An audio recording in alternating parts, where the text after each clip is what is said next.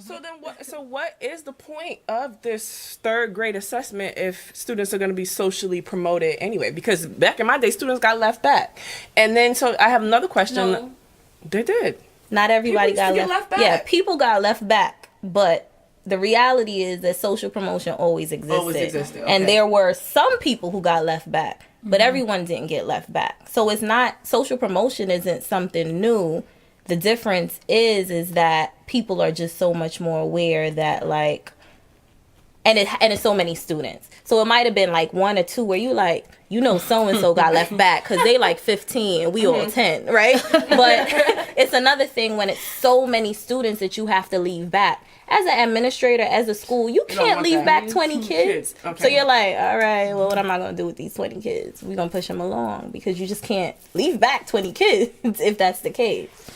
And then also, what is the stigma that's associated with this third grade test, right? What is so, I mean, why is everybody so anxious? Because to me, like, I remember citywide assessments at the end of every grade. I mean, and you took it. And that was that. There was no big hoopla about it or whatever the case may be. Because as far as I'm concerned, it's like, listen, there's a curriculum that's put in place. You're supposed to learn a set number of skills or a set number of concepts throughout the course of the year. And then, I mean, naturally, there needs to be some type of assessment at the end to make sure that you reach that goal. I mean, me personally, I was somebody who always scored in the 99th percentile, whatever the case may be, but there was never any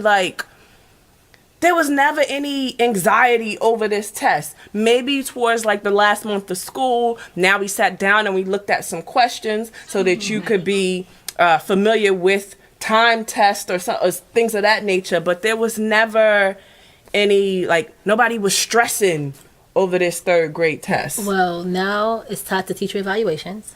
And so if you don't get a certain number of kids to pass the exam, then you're not effective. School funding. And you're not effective. And who wants to be labeled as ineffective? Okay. And if they're publishing these ratings, it's like, oh, I don't want my child in an ineffective teacher classroom.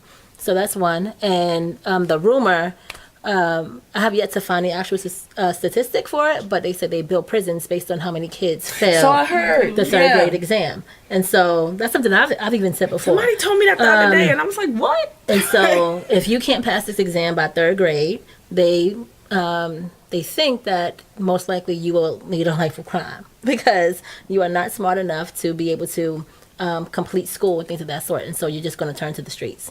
And that's that's been around for forever. Wow. And so people are stressed about that. But I think mainly because it's tied to teacher evaluations, the teachers make the kids nervous. Kids usually use the bathroom on themselves because they don't want to get up from the exam because they're afraid that they're not going to have enough time to finish.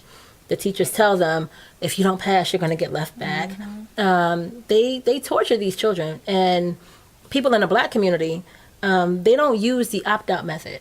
So out in Long Island, some of my colleagues, I think one of my colleagues, he said that his daughter was one of 11 kids that actually took the third grade exam out of, I want to say probably about 50 kids in that grade because everybody else was opting out. But I'm not supposed to say, well, then what happens now if everybody opts out? Then Because it's not a requirement. Okay. And so if you opt out, you opt out. You still get to, like Michelle said, like you still get to move on to the next grade because it's usually just used for teacher evaluation. I'm not a fan of testing, but I do think that there should be some benchmarks where you assess what students know, and not just at the end of the year, but throughout the year, because then you can do specific interventions to make sure that the students hit the goal at the end of the year.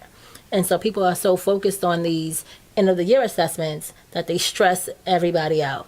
Even the school administrators, when it comes to high school and the Regents exam, I'm stressed out like, oh my gosh, I need to get 75% passing at least for this exam because we hit 15 last year and now we need to make sure that we hit that 90%, so I need 75. And I'm going crazy because this is the state metric. This is what the state is going to evaluate me by. And I think once testing is a problem, we do need assessments, but I don't think it should be made to the point where people are like literally becoming anxious. Like Right. so many Nobody needs to students use the now bathroom. have anxiety.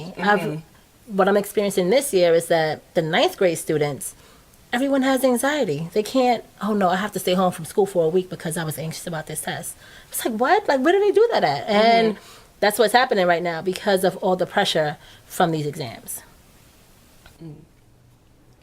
I was gonna say that state funding also plays a big role, because at the end of the day, if your school is failing, then eyes are watching you, and that means that you need to use the funding that you're getting to figure out what you're going to do.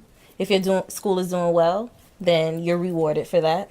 And so, it's education for me is set up in a way where even if you walk through the door with the best intentions, you walk out of the door knowing that someplace down the line in your career, you thought of yourself.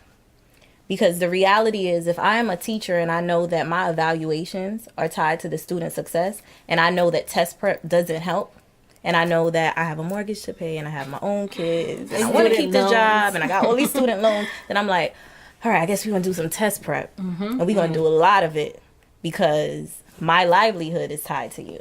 Regardless of the fact that I know deep down inside, my values tell me that this is not the right thing to do. So I empathize, because I feel like it's hard to do the right thing when you are in a situation where the students are behind.